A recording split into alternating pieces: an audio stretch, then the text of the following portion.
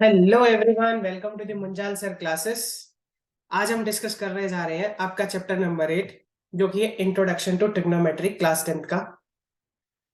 सबसे पहले हम चैप्टर की तरफ मूव ऑन करने से पहले सबसे पहले हम ट्रिग्नोमेट्री का मीनिंग समझते हैं कि एक्चुअल में ट्रिग्नोमेट्री का मीनिंग क्या होता है, कि ट्रिग्नोमेट्री एक्चुअल में होती क्या है। तो देखो, अगर ट्रिग्नोमेट्री की डेफिनेशन की तरफ मूव बढ़े तो ट्रिग्नोमेट्री की अगर हम डेफिनेशन में ध्यान से समझेंगे तो ट्रिग्नोमेट्री जो वर्ड है वो बेटा ग्रीक वर्ड से बना है। किससे बना है? ग्रीक वर्ड से बना है, जिसके अंदर आपकी तीन टर्म्स आती है। कौन कौन सी तीन टर्म्स आती हैं अगर हम ध्यान से समझेंगे? ट्रिग्नोमेट्री ग्रीक वर्ड से बना है, जिसमें ट्राई आता है, गोन आता है और मेट्रोन आता है। अब देखो, थोड़ा सा समझते हैं। ट्राई का मतलब होता है थ्री, गोन का मतलब होता है साइड्स, और मेट्रोन का मतलब होता है मेजर। मतलब तीन साइड की जो मेजरमेंट है उसको हम क्या बोलते हैं? ट्रिग्नोमेट्री बोलते हैं। अगर कोई सिंपल वर्ड में बात करें कि व्हाट इज ट्रिग्नोमेट्री, तो it is the study of the relationship between the sides and the angles of A triangles. जितने भी ट्रायंगल्स के, राइट एंगल ट्रायंगल की बात हो रही है, उसके अंदर एंगल्स और उसकी साइड के बीच में जो रिलेशनशिप होता है उसको हम क्या बोलते हैं? ट्रिग्नोमेट्री। ट्रिग्नोमेट्री डील करती है, स्टडी करती है किसकी? The relationship between the sides and the angle of A triangles. ठीक है। और ग्रीक वर्ड से बना है ट्राइगोन और मेट्रोन, मतलब थ्री साइड की मेजरमेंट, या सिंपल वर्ड में बोले साइड और एंगल के बीच में रिलेशनशिप को मेजर करने का जो वे है उसकी स्टडी को, उसको बोलते हैं ट्रिग्नोमेट्री। सबसे पहला जो आपको टॉपिक बात आती है ट्रिग्नोमेट्री के अंदर, तो इसमें सबसे पहले हम डिस्कस कर रहे हैं trigonometric ratio of A angle. अब देखो, ट्रिग्नोमेट्रिक रेशियो होता क्या है किसी भी एंगल का? तो हम बेसिकली बात करेंगे 0 से लेकर 90 के बीच के अंदर। ठीक है। We will also define the trigonometric ratio for the angle 0 से 90 के बीच में, और बाद में जाके हम ट्रिग्नोमेट्रिक आइडेंटिटीज को डिस्कस करेंगे। सबसे पहले आज हम बात कर लेते हैं ट्रिग्नोमेट्रिक रेशियो की तरफ। तो देखो, ट्रिग्नोमेट्रिक रेशियो एक्चुअल में होता क्या है? तो बेटा देखो ध्यान से, ट्रिग्नोमेट्रिक अगर कोई आपसे पूछे कि रेशियो क्या है, तो ट्रिग्नोमेट्रिक रेशियो के अंदर हम जैसे सपोज करते हैं कोई भी एक राइट एंगल ट्रायंगल को ड्रॉ करते हैं। तो क्योंकि बेसिकली जो ट्रिग्नोमेट्रिक रेशियो है वो आपके राइट एंगल ट्रायंगल में ही लगते हैं। मान लो ये आपके पास राइट एंगल ट्रायंगल है, जो कि राइट एंगल है एट बी के ऊपर, और ये ए है, ये सी है। ठीक है बेटा, ये आपके पास राइट एंगल ट्रायंगल है, ये एंगल ए है।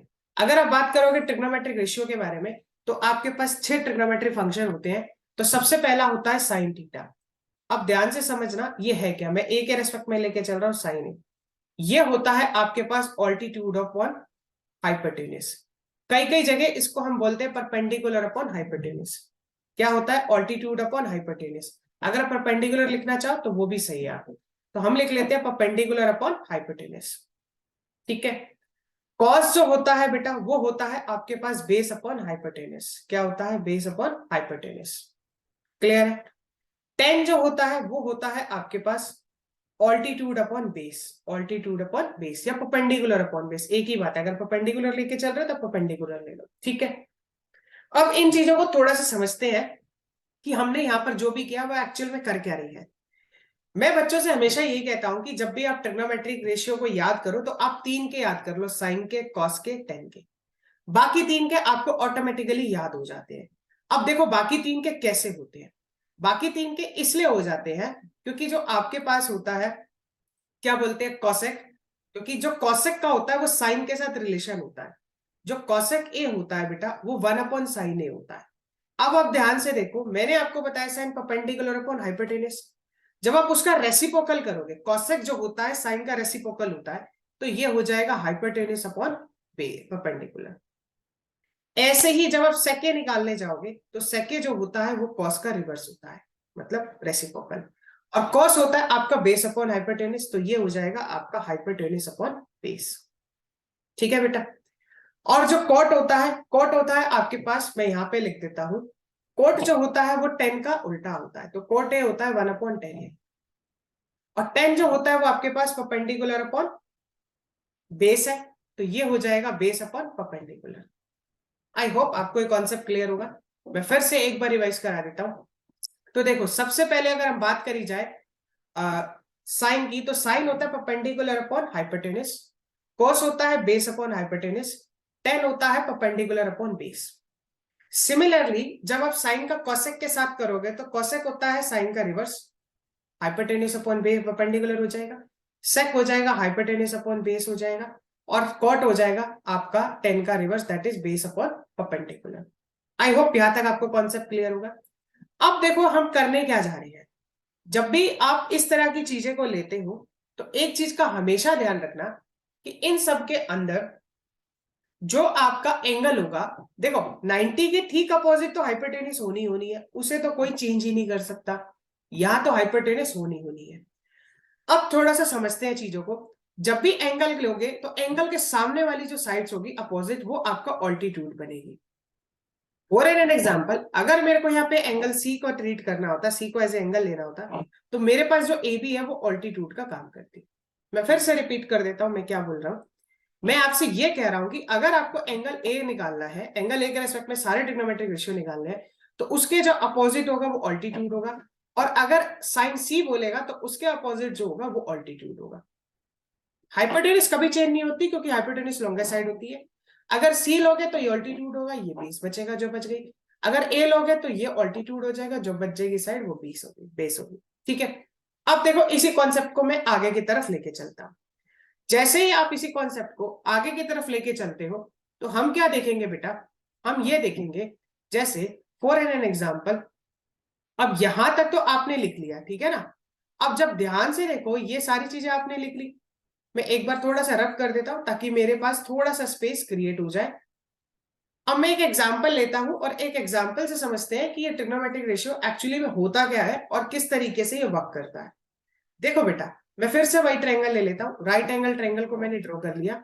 मेरे पास यहां पर था आपका ए, यहां पर था आपका बी, और यहां पर था आपका सी। मैं अगर ए की बात करता हूं तो ये कंफर्म है ये ऑल्टीट्यूड का काम करेगा अगर मैं ए के रेस्पेक्ट में सारे एंगल को कैलकुलेट कर रहा हूं। ये मेरा हाइपोटेन्यूज होना ही होना है, ऑब्वियस सी बात है, क्योंकि 90 के अपोजिट आपका हाइपोटेन्यूज होता है और हाइपोटेन्यूज लॉन्गर साइड होती है।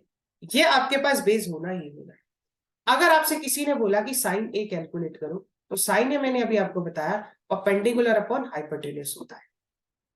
अब आप ध्यान से देखो परपेंडिकुलर कौन है ए के रिस्पेक्ट में, बीसी आपका परपेंडिकुलर है, ऑल्टीट्यूड है परपेंडिकुलर, एक ही बात है। हाइपोटेन्यूज आपके पास एसी का काम करेगी। तो ये मेरे पास साइन ए आ गया। जब साइन ए आ गया ना तो कॉसेक ए ऑटोमेटिकली आ जाएगा, क्योंकि मैंने अभी आपको बताया जो कॉसेक ए होता है वो साइन का रिवर्स होता है, मतलब रेसिप्रोकल होता है। सिंपल वर्ड बोलूं, हाइपोटेन्यूज अपॉन परपेंडिकुलर। अब हाइपोटेन्यूज तो आपके पास एसी है, परपेंडिकुलर आपका बीसी है, तो क्यों ना हम साइन की जो वैल्यू निकाल चुके हैं उसी को ही रेसिप्रोकल कर दे। सही बात है ना बेटा। तो यहां से मेरा कॉसेक ए आ गया। ऐसे ही जब आप 10 ए निकालने जाओगे तो 10 ए में आप क्या देखोगे, तो कॉस ए निकाल लेते हैं पहले। कॉस जो होता है वो आपका बेस अपॉन हाइपोटेन्यूज होता है, ठीक है। तो कॉस ए जो होता है बेटा वो होता है आपके पास बेस अपॉन हाइपोटेन्यूज। तो आप ध्यान से देखो कॉस ए क्या हो जाएगा, बेस अपॉन हाइपोटेन्यूज। तो बेस क्या है आपके पास, बेस है आपके पास ए बी, और हाइपोटेन्यूज है आपके पास ए सी। ऐसे ही जब आप सेके निकालने जाओगे, और मैंने अभी आपको पढ़ा है सेके जो होता है कॉस का रेसिप्रोकल होता है, तो ये हो जाएगा हाइपोटेन्यूज अपॉन बेस। और ऐसे ही जो आपके पास 10a होता है वो होता है 1 अपॉन कॉट ए, या सिंपल मैंने बात करें altitude upon base, perpendicular upon base. Altitude क्या है मेरे पास बीसी, बेस क्या है मेरे पास ए बी। तो यहां से जब आपको कोई बोलेगा कॉट ए निकालो तो 10 का रेसिप्रोकल कर देंगे, मतलब इसका। तो ये हो जाएगा ए बी अपॉन बीसी, मतलब altitude, A B upon BC का मतलब बेस अपॉन ऑल्टीट्यूड। क्लियर है? होप आपको सारे कॉन्सेप्ट क्लियर होंगे। इस तरीके से हम इसमें मूव ऑन करते हैं। ये सारे ट्रिग्नोमेट्रिक रेशियो है। अभी मैं एक एग्जांपल लेकर क्लियर कर दूंगा कि ये किस तरीके से वर्क करते हैं। ठीक है बेटा, अब देखो इसी को मैं थोड़ा सा चेंज करता हूं। तो बार बार मैं इसलिए आपसे कह रहा हूं, अगर कोई बच्चा 3 ट्रिग्नोमेट्रिक रेशियो का फॉर्मूला याद कर ले, साइन कॉसेक और टेन का, तो कॉसाइन कॉस और टेन का, जो कॉसेक होता है वो साइन का रिवर्स होता है, और जो टेन होता है वो कॉट का होता है, और जो सेक होता है वो कॉस का होता है। ठीक है बेटा, अब देखो इसी क्वेश्चन में थोड़ा सा ट्विस्ट करते हैं। क्या ट्विस्ट करते हैं, अगर मान लो आपको साइन सी बोलता, तो मैंने अभी आपको क्या बोला, साइन सी क्या होता है, परपेंडिकुलर अपॉन हाइपोटेन्यूज होता है। अब सी के रिस्पेक्ट में देखोगे तो ये सामने वाली ऑल्टीट्यूड बन जाएगी, और ये आपके पास क्या बन जाएगी, बेस बन जाएगी। 90 के सामने हाइपोटेन्यूज वो चेंज नहीं होगी। साइन सी के रेस्पेक्ट में देखो, क्योंकि एंगल के अपोजिट जो होगी वो ऑल्टीट्यूड का काम करेगी, तो ये हो जाएगा ए बी अपॉन ए सी। जैसे ही अगर किसी ने बोला था कि साइन ए निकालो, तो ए के सामने अपोजिट क्या हो जाएगी, ऑल्टीट्यूड, तो ऑल्टीट्यूड अब क्या हो जाएगी, बीसी। हाइपोटेन्यूज तो वही की वही रहेगी। तो ये डिफरेंस होता है जैसे ही आप वर्टेक्स को चेंज करते हो, तो किस तरीके से परपेंडिकुलर और ऑल्टीट्यूड और बेस चेंज होते हैं। हाइपोटेन्यूज कभी नहीं चेंज होगी क्योंकि वो लॉन्गेस्ट साइड होती है। तो इस चीजों का ध्यान रखो, जब भी आपको एंगल निकालने का बोले ट्रिग्नोमेट्रिक रेशियो में, या ट्रिग्नोमेट्रिक रेशियो निकालने बोले, आप ये देखो कि ट्रेंगल के किस वर्टेक्स के साथ उसने पूछा है या किस एंगल के साथ पूछा है। कई बार वो एंगल नहीं लिखता तो थीटा लिख देते, हम थीटा से करते हैं। ए बी सी लिख देते तो हम उससे करते हैं। आई होप आपको ये कॉन्सेप्ट क्लियर होगा कि ट्रिग्नोमेट्रिक रेशियो का क्या यूज है। अब एक एग्जाम्पल ले लेते हैं। देखो, अगर मैं एग्जाम्पल की बात करूं, तो एग्जाम्पल के अंदर अगर मैं ध्यान से देखूं ट्रिग्नोमेट्रिक रेशियो का कोई एक एग्जाम्पल लेके देखते हैं। जैसे फॉर एन एग्जाम्पल, यहां पे देखो ध्यान से, एग्जाम्पल 1 की तरफ चलते हैं। एग्जाम्पल 1 आपसे क्या कहता है, एग्जाम्पल 1 कहता है कि 10a आपके पास 4/3 है। 10a जो है वो 4/3 है। आपको फाइंड करना है अदर ट्रिग्नोमेट्रिक रेशियो। अब ध्यान से देखो बेटा, आपके पास 10a कितना है, 4/3 है। अब 10a की वैल्यू जो है 4/3, ठीक है। आपके पास क्या दे रखा है, 10a इज इक्वल टू 4/3।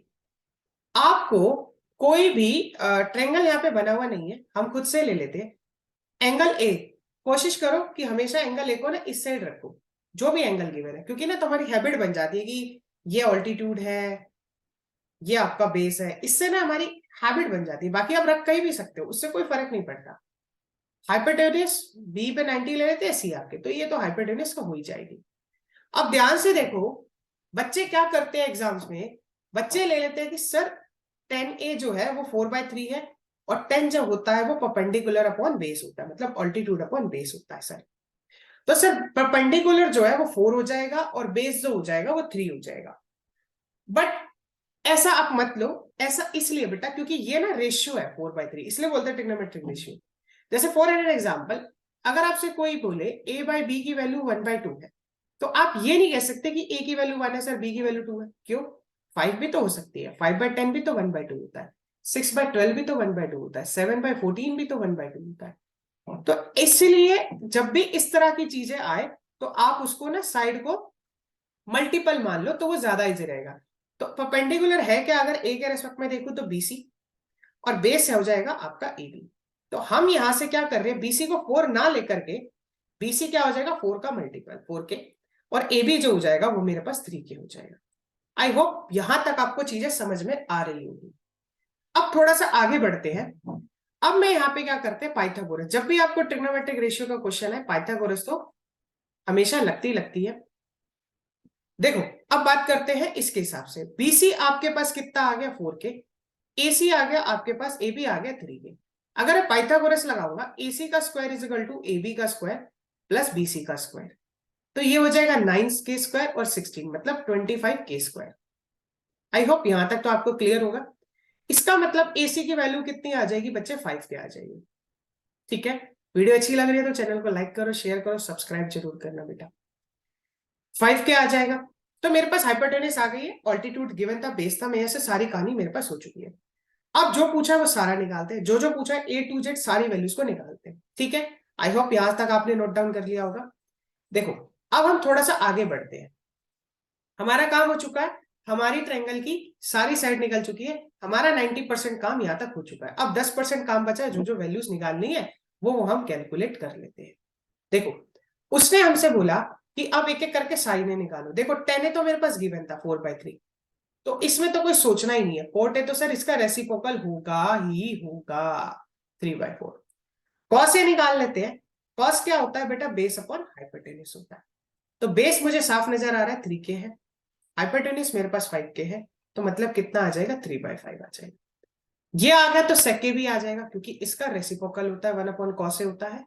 तो रेसिप्रोकल करके जब आप निकालोगे तो कितना आ जाएगा, 5/3 आ जाएगा।